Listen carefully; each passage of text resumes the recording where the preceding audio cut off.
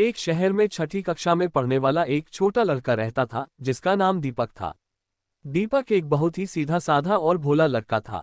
एक दिन जब दीपक अपने कमरे में किताब पढ़ रहा था तो माँ ने आकर उसे कहा, दीपक जाओ पास की दुकान से इस लिस्ट में जो सामान लिखा है वो लेकर आओ।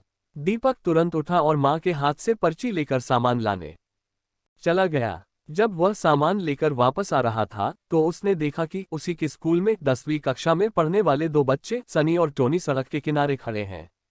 दीपक उन्हें अनदेखा करके उनसे बचकर तेज तेज चलने लगा क्योंकि वे दोनों बहुत ही खराब बच्चे थे। ना तो पढ़ाई में उनका मन लगता था और ना ही वे खेल कूद में आगे थे।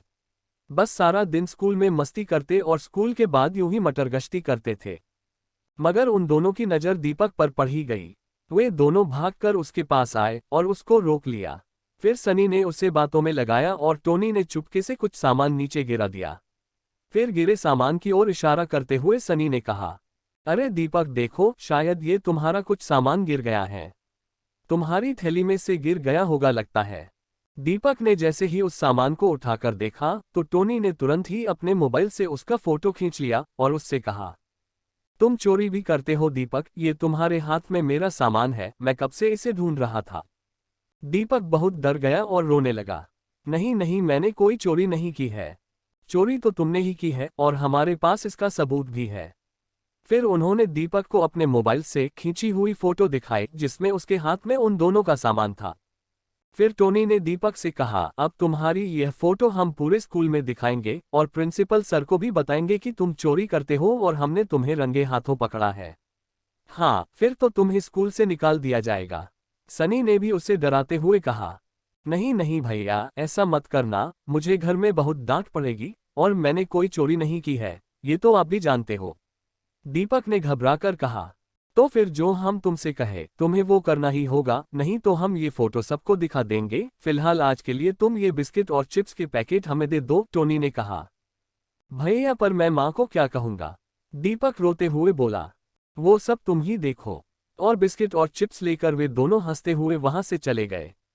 दीपक इसी सोच में था कि घर पर क्या कहेगा, तभी उसे एक भिखारी दिखा और उसके दिमाग में एक आइडिया आया। उसने घर जाकर माँ को कहा कि बिस्किट और चिप्स उसने एक भूखे भिखारी को दे दिए। माँ गुस्सा भी हुई और खुश भी। अब तो ये आए दिन की बात हो गई थी। सनी और टोनी अक्सर दीपक से अपना कोई ना कोई काम करवाते रहते थे। दीपक बहुत परेशान रहने लगा था क्योंकि इस चक्कर में उसने एक दो बार मम्मी के पास से कुछ पैसे भी चुराए थे जो उसे बिल्कुल भी अच्छा नहीं लगा था। उसकी माँ को समझ में तो आ रहा था कि उनका बेटा परेशान है, पर लाख पूछने पर भी दीपक उन्हें कुछ ना बताकर टाल देता था। एक दिन दीपक बहुत ज्यादा परेशान हो गया और रोने लगा। माँ जब उसके कमरे में गई और प्यार से उसके सिर पर हाथ फेरने लगी तो दीपक के सब्र का बांध टूट गया और उसने माँ को सारी बात बता दी। माँ ने गुस्सा करने के बजाय उसे गले लगाते हुए कहा, रो मत दीपक, देखो जो हुआ सो हुआ, पर बेटा मैंने तुम्हें कितनी बार समझाया था कि अपने माता पिता से कभी भी कोई बात नहीं छुपाना चाहिए। कितनी भी बड़ी गलती हो या कोई भी बात हो, सबसे पहले अपने माता पिता या घर में किसी को बतानी चाहिए। वे हमें हमारी गलती पर डांटेंगे और सजा भी देंगे, पर बेटा वे ही हमें इससे बाहर भी निकालेंगे। तुमने ये कैसे सोच लिया कि हम भी तुम्हें चोर समझेंगे? हम पहले पूरी बात समझते फिर ही कोई फैसला लेते। और एक बात, तुम्हें अब अपने आप को बहुत मजबूत बनाना होगा। देखो तुम्हारी कमजोरी का उन दोनों ने कैसा फायदा उठाया। बेटा तुमने तो यह भी नहीं सोचा कि सिर्फ मोबाइल में फोटो होने से ये कैसे सीधा हो जाएगा कि तुम चोर हो। और सनी और टोनी का रिकॉर्ड देखकर तो कोई भी उन दोनों की बातों पर विश्वास नहीं करेगा। खैर, मैं कल ही तुम्हारे साथ स्कूल चलूंगी और तुम्हारे प्रिंसिपल सर को सारी बात बताऊंगी।